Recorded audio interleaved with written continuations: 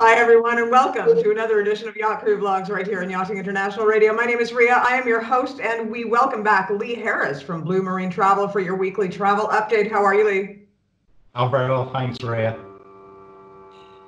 So we have a few changes this week coming around. I mean, there's a lot changing around the face of the planet, but let's start off with Europe.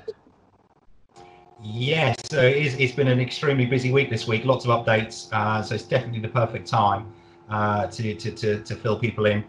We'll just start this week. We've noticed a lot of crew heading back to the Med for the summer season in the charters, especially Spain and Greece. They do have specific entry requirements, so we'll quickly run through them so people are not caught out with them. Starting with Spain, passengers are required to complete an online health declaration. The form can be started at any time. However, the questions pertaining specifically to COVID-19 can only be answered within 48 hours of your travel date. Once you've completed the declaration, you will be presented with a QR code. It's imperative that you keep this code as it will be needed on arrival into Spain. When you reach border control, you will need to present the QR code. You will then be taken to a temperature screening checkpoint. Now, provided this comes back within the set parameters, you are free to go on your way. It is important to know with Spain, if you forget to complete the online form prior to departure, you can still currently fill in a paper form on arrival into the country. However, this will take you more time, and the website to complete the form is www.spth.gov.es. Also with Greece, again, you have to complete an online health form. However, there is one major difference between Spain and Greece, and that is that to enter Greece, the form must be completed at least 24 hours prior to departure. If this is not done, you will be denied boarding for your flight. So it's extremely important that you do complete it prior to your day of travel. The website for the health declaration for Greece is www.travel.gov.gr.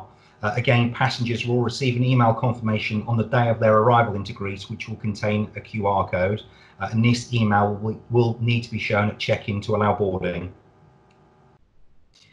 Now, as far as temperature checks and things like that, is that becoming the norm straight across the world at the moment? Yeah, I think so. The norm at the moment seems to be passenger locator forms have to be completed. Again, we reiterate for anybody traveling to check the destination they're going to find out when the passenger locator form can be completed. Because like we say, with Greece, we had a crew member this week who unfortunately hadn't filled it in and was denied boarding, so had to put him back a day. So passenger locator forms, face masks when you're at airports or actually in the air, and temperature screening when you arrive and depart airports. They seem to be the three main ones at the moment. Well, last week we provided a whole list of things that you have put together for your customers and clients. So we're going to provide that again today, as well as the links that you have mentioned, just to make sure that people have this information, because flying is now definitely a different beast than it was 6 months ago, 8 months ago. It's become more of an excursion unto itself, as opposed to just rocking up at the airport and jumping on a plane.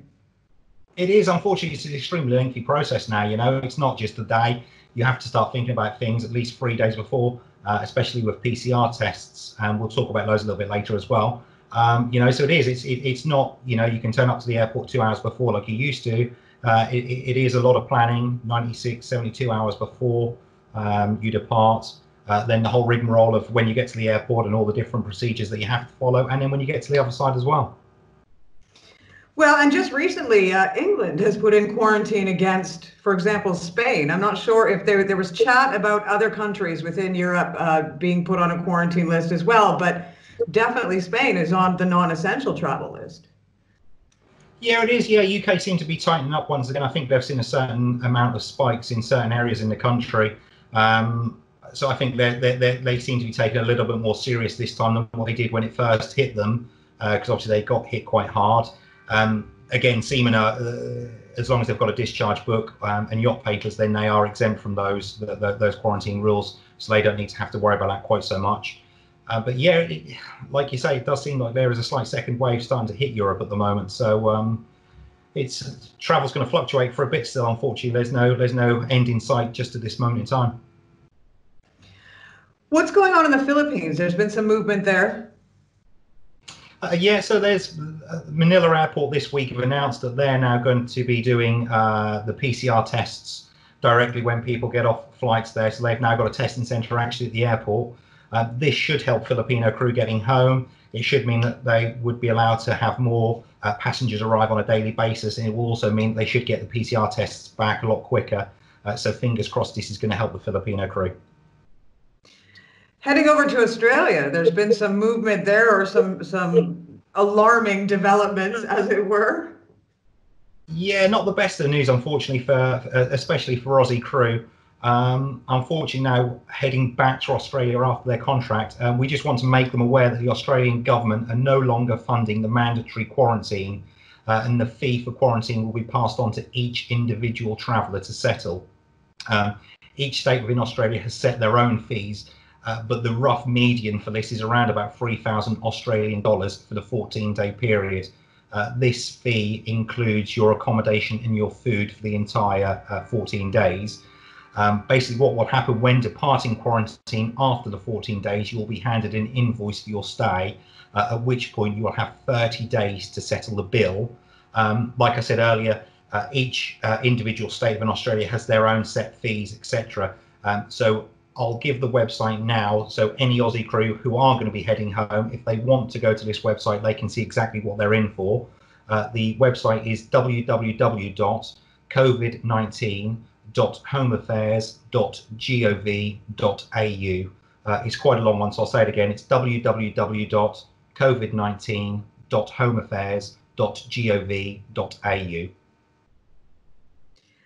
Now, I am wondering if this will sort of coincide, when a boat lets their crew go, or if they're on vacation, the boat is responsible for making sure that that crew member gets to their home. Now, this quarantine is stopping them from actually reaching the doors of their home. Will the boat be responsible for that? Or is this something going forward that a conversation is going to have to be opened about?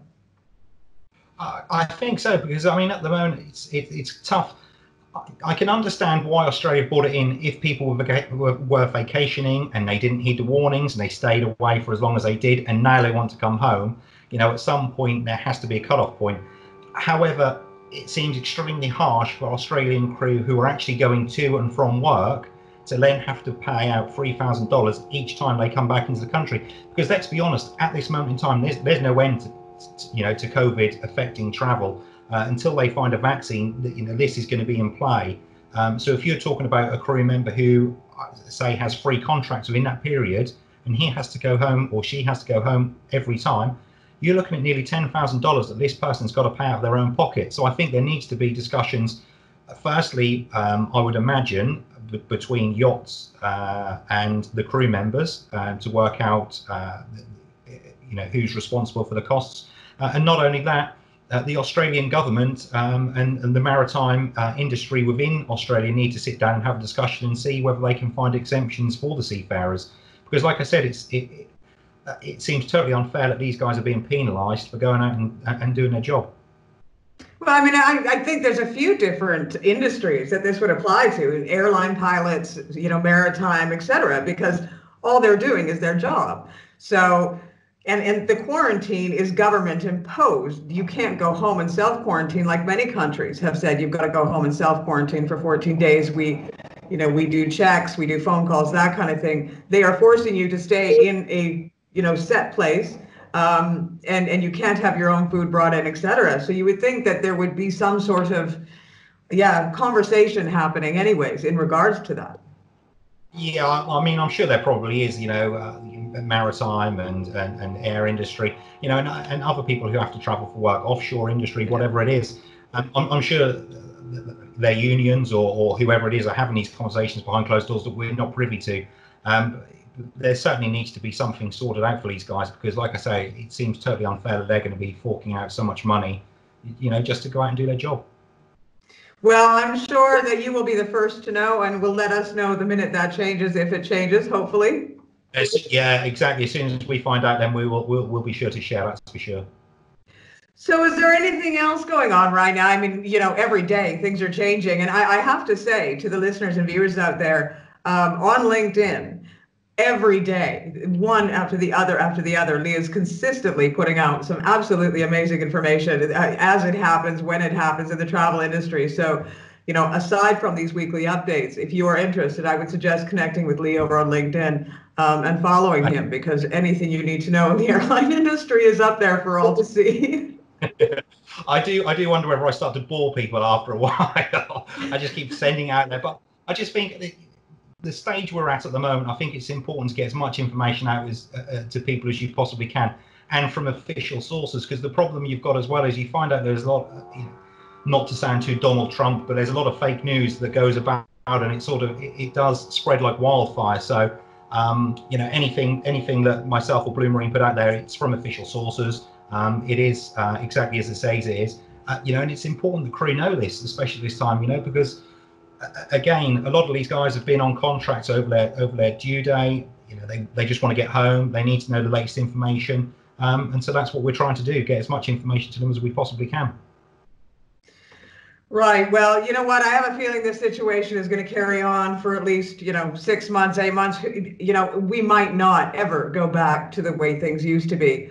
And it will be quite a while until we see freedom of movement the way it has been in the past. And it's very invaluable to have someone like you come on board and just give us these updates and let us know what to expect, because, we're all busy doing our own thing and working our own jobs, and we don't tend to realize, I think, that there is so many changes happening.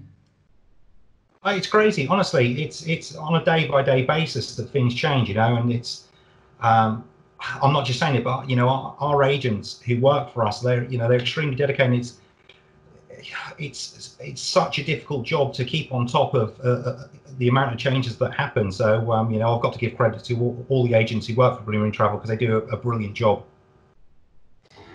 Well, I mean, one thing that I think is really, really important is, last week you provided us a list of things that we have to look to before we go to the airport. And I'm going to make sure to include that again this week with this interview. And I encourage people to read it from top to bottom to make sure that when you do get to the airport, you have everything that you need and you're not denied boarding. It's not as easy as it used to be. And you don't want to be expected on your vessel or going home, if that is the matter, and be denied boarding when you get to the airport because you missed a piece of paper. I think so, and I think it's also it's quite difficult as well, because obviously crew changes, they don't happen 24 hours before somebody flies. They're put in place 2-3 weeks beforehand, and so the issues that you have if you've booked a flight or whatever, and you've read up on what you need to do when the flight was booked 3 weeks before, there's no guarantee that what you read those 3 weeks ago is going to be the same as what it is on the day of your travel. So it's extremely important to keep checking. Don't just check the once. Even if you have to check every day. I know it's a bit monotonous and a bit boring as such, but it's so important for anybody traveling at this time. Make sure you stay on top of any requirements that you need for either where you're going to or where you're coming from. Just one other quick point, actually, I forgot to mention. Emirates and Etihad this week have both announced that from the 1st of August, all passengers traveling have to have a negative PCR test done, and it has to be done no more than 96 hours prior to arrival. They do have designated laboratories in each country. So again, we'll put a list, I've got the list here, we'll put the list of the laboratories for each country underneath the video. But I just want to make sure people know about that, because we do have a lot of travellers on Emirates and Etihad. Let me ask you, as a company, when somebody books flights with you, they don't have to worry about checking and checking and checking, because if things change, you will inform them. Yeah, I mean, we do as much as we possibly can. If we keep on top. Obviously, we're looking every day to see what the updates are. It can be a losing battle some days, because, like I said, you've got, we're dealing with over 100 countries or whatever, and they're changing on a daily basis. But we do as much as we possibly and physically can to keep people updated as much, like I said, as much as we possibly can. Yes. Wonderful. Well, Lee, thank you so much again for your weekly travel update, because it's very invaluable in today's day and age. You're going to be back again next week. If you can provide us with those links, we will make sure to place them underneath the interview so that anybody that is interested can click on them, or anybody that is traveling and needs them knows where to get them. No problem at all. I'll send them straight across. Take care. Once again, you've been watching another edition of Yacht Crew Vlogs right here on Yachting International Radio. My name is Ria. I have been your host. Tune in again for another episode.